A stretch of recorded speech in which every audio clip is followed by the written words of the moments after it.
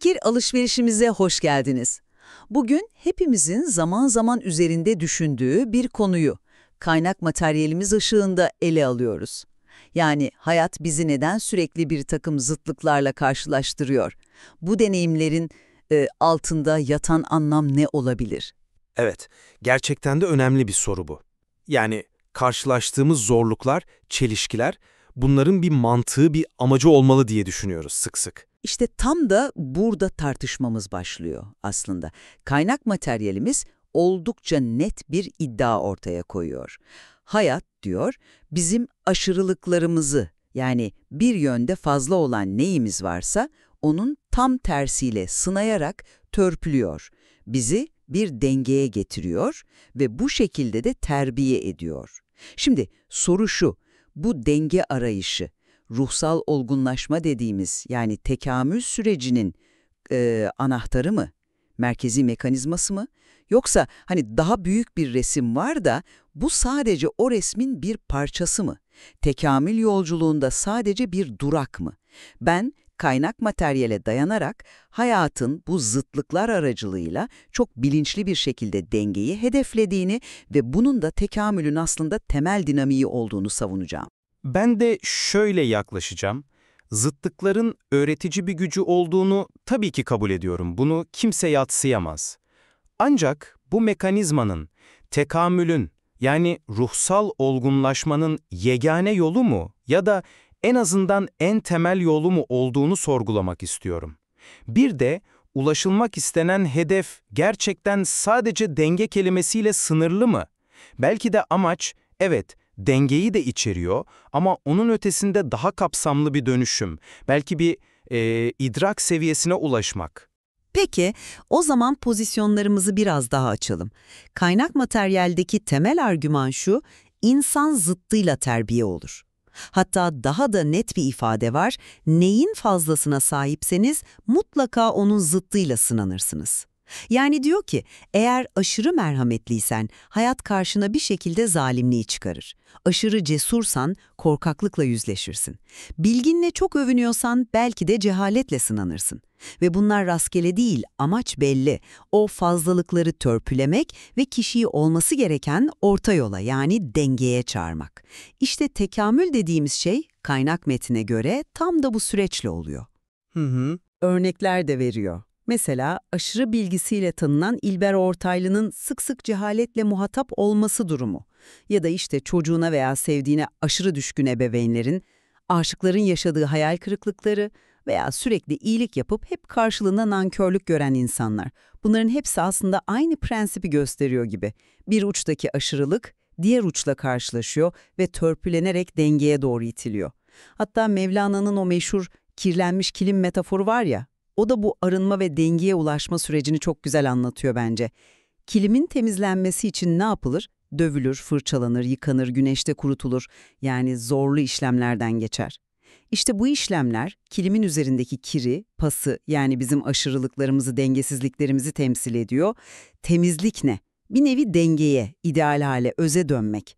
Hatta kaynakta bir dini tarih yorumu da var. Bu da ilginç. Yahudiliğin maddeye, Hristiyanlığın manaya fazla ağırlık verdiği, İslam'ın ise bu ikisi arasında bir denge kurma iddiasıyla geldiği söyleniyor. Dolayısıyla benim pozisyonum şu, temel amaç denge ve bu dengeye ulaşma çabası da terbiye ve tekamülün özünü oluşturuyor. Anlıyorum argümanını ve zıtlıklarla yüzleşmenin özellikle farkında olmadığımız aşırılıklarımızı bize göstermesi açısından değerli bir ayna olduğunu ben de kabul ediyorum. Yani bu karşılaşmalar kesinlikle öğretici, evet. Fakat benim itirazım daha çok kaynak metnin bu zıtlıkla terbiye mekanizmasını tekamülün neredeyse tek ve mutlak yolu gibi sunmasına. Yani hayat bize sadece bu yolla mı ders verir? Mesela uyumlu ilişkiler kurarak, olumlu, pozitif deneyimler yaşayarak, yaptığımız iyi şeylerin doğrudan güzel sonuçlarını görerek de öğrenemez miyiz, olgunlaşamaz mıyız? Tekamül tek böyle negatiften, törpülenmekten mi beslenmek zorunda? Bir de şu ifade var, neyin fazlasına sahipseniz mutlaka onun zıttıyla sınanırsınız. Bu biraz fazla kesin bir yargı değil mi? Yani hayatın o karmaşıklığını, bireysel farklılıkları sanki biraz göz ardı ediyor gibi. Her aşırılık her zaman böyle bir matematiksel kesinlikle tam zıttıyla mı karşılaşır? Ya da bazen aşırılığın sonuçları daha dolaylı, daha farklı şekillerde ortaya çıkmaz mı? Yani mesela aşırı kontrolcü birinin sınavı illa kontrol edemediği bir kaos mudur? Belki de o kontrol arzusunun getirdiği bir yalnızlıktır sınavı. İşte bu noktada tekamülün nihai hedefinin sadece dengeye gelmek olup olmadığını da tekrar düşünmek lazım diyorum. Belki de bu zorlu deneyimlerden kazandığımız asıl şey artan dayanıklılığımızdır, empati yeteneğimizin derinleşmesidir, olaylara daha bilgece bakabilme yetimizdir. Bunlar hani iki uç arasında basit bir orta nokta bulmaktan daha kalıcı, daha değerli kazanımlar olabilir. Kaynak metindeki o hayattan tokat yemek ifadesi de mesela. Bu dikkatimi çekiyor. Evet, o ifade güçlü. Evet, yani bu bana sadece böyle nazikçe bir dengeye davet edilmekten daha sert, daha sarsıcı bir sürece işaret ediyor gibi geliyor. Belki de amaç sadece törpülenmek değil, daha kökten bir arınma, karakterin yeniden şekillenmesi, belki derin bir uyanış, hani Kızılderili atasözü de var ya kaynakta geçen, olaylar dersi alana kadar, yani neden başına geldiğini anlayana kadar devam eder. Buradaki kilit nokta ne? Dersi almak, yani anlamak. Bu anlayış her zaman kusursuz bir dengeye ulaşmakla tam olarak aynı şey olmayabilir. Belki de asıl mesele mekanik bir denge ayarından ziyade yaşananlar aracılığıyla bir idrak seviyesine varmak, bir dönüşüm yaşamak. İtirazlarındaki mantığını anlıyorum, evet. Ama kaynağın dilindeki o kesinlik, o mutlaka onun zıttıyla sınanırsınız ifadesi bence önemli. Yani tesadüfi değil, adeta bir yasa gibi sunuluyor bu. Verilen örneklerin çeşitliliği de işte entelektüel kibirden, duygusal aşırılıklara, ahlaki tekyönlülüğe kadar bu ilkenin farklı farklı alanlarda işlediğini gösteriyor bence. Bu sınanma dediğimiz şey kaçınılmaz bir yüzleşme. Ve bu yüzleşmede tekamül, yani ruhsal olgunlaşma için merkezi bir role sahip. Hayat bizi o ideal denge noktasına getirmek için bu zıtlıkları adeta bir terbiye aracı gibi kullanıyor. Şöyle düşünelim, törpülenmeden, o pürüzlü köşeler yuvarlanmadan dengeye ulaşmak mümkün mü? Hani senin dediğin eksiklikler üzerinden öğrenme durumu bile aslında mevcut durumla ideal denge arasındaki farkın yarattığı bir gerilim değil mi? Bu görüşünü anlıyorum fakat farklı bir açıdan bakacağım. Evet, dediğin gibi örnekler güçlü ve ilkenin işleyişine dair önemli ipuçları veriyorlar. Ama hayat her zaman bu kadar, nasıl desem, öngörülebilir, bu kadar şematik mi işliyor gerçekten? Yani istisnalar olamaz mı? Farklı yollar, farklı patikalar. Tekamül dediğimiz şey sadece fazlalıkların törpülenmesiyle mi tanımlanmalı? Peki ya eksikliklerin giderilmesi? Mesela özgüven eksikliği çeken birini düşünelim. Onun tekamülü illa kibrin zıttı olan durumlarla mı sınanır? Yoksa belki küçük başarılarla, destekleyici insanlarla adım adım özgüvenini inşa etmesi de bir tekamül sayılmaz mı? Ya da diyelim merhamet eksikliği var birinde. Belki de doğrudan zalimlikle sınanmak yerine hiç beklemediği bir anda kendisine gösterilen çok büyük bir şefkatle sarsılıp dönüşemez mi? Yani demek istediğim mekanizma sadece törpülemek değil, bazen eklemek, inşa etmek veya dönüştürmek şeklinde de işleyebilir pekala. Tekamül sadece negatiften arınmak değil, aynı zamanda pozitif olanı büyütmek, potansiyeli açığa çıkarmak da olabilir. Bu durumda zıtlıkla sınanma, evet önemli bir yol olur ama tek yol olmaz, yollardan sadece biri olur. Bu ilginç bir bakış açısı, evet, ama ben yine de farklı yorumlardım. Şöyle ki, eksikliklerin tamamlanması veya potansiyelin gerçekleştirilmesi de aslında nihayetinde bir denge arayışıdır bence. İdeal olan nedir? Erdemlerin, yeteneklerin kişide dengeli bir şekilde bulunmasıdır. Bir yönün eksikse bu da bir tür dengesizliktir. Ve hayat bu eksikliği giderecek deneyimleri sunabilir, doğru. Ancak kaynağın temel vurgusu, var olan ve aşırıya kaçan özelliklerin tam tersiyle karşılaştırılarak terbiye edilmesi üzerine kurulu. Nihai amaca gelince denge kavramı kaynakta çok merkezi bir yerde duruyor. Peygamberimizin o sıkça hatırlatılan tavsiyesi de bu denge idealini yansıtıyor. Yarın ölecekmiş gibi ahirete, hiç ölmeyecekmiş gibi dünyaya çalışın. Bu nedir? Madde ve mana, dünya ve ahiret arasındaki o hassas dengeyi kurma çağrısıdır. Mevlana'nın Ken örneğine tekrar dönersek, temizlenme dediğimiz şey, kilimin üzerindeki yabancı maddelerden arınıp, kendi özüne yani ideal, saf ve dolayısıyla dengeli haline dönmesidir. Kirlilik bir dengesizlik halidir. Temizlikse dengeye geri dönüştür. Hatta kaynak metinde geçen terbiye kelimesinin kökeni olan Rab kelimesi. Anlamı ne? Bir şeyi aşama aşama olgunlaştıran, kemale erdiren, eğiten. Bu da sürecin bizi belirli bir ideale, yani o denge noktasına doğru yönlendiren bilinçli bir eğitim süreci olduğunu düşündürüyor bana. İtirazını anlıyorum ama ben hala tam ikna olmadım açıkçası. Çünkü tekamül kelimesinin kendisine, kökenine ve anlamına baktığımızda kemale erme, yani olgunlaşma, mükemmelleşme gibi daha iddialı hedefleri işaret ettiğini görüyoruz. Bu sanki sadece iki aşırı kutup arasında mekanik bir orta noktayı bulmaktan daha fazlasını ifade ediyor gibi. Kemale ermek, potansiyelinin en üst noktasına ulaşmak, bilgelik ve erdemleri geliştirmek gibi daha derin anlamlar içeriyor. Denge belki bu kemale erme yolculuğunun bir unsuru, bir sonucu olabilir ama tek başına nihai hedef olmayabilir. Mevlana'nın kilim örneğini tekrar düşünelim.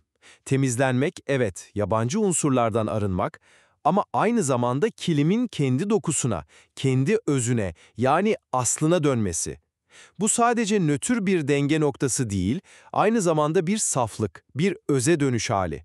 Kızılderili atasözündeki vurgu da bence burada çok önemli.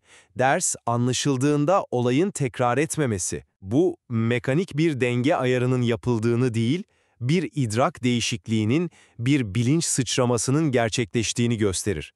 Yani kişi, olayı da kendi payına anladığında artık aynı türden bir dengeleyici sınava ihtiyaç duymaz hale geliyor. Bu da bana amacın statik bir dengeden çok daha dinamik bir anlayış ve dönüşüm olduğunu düşündürüyor.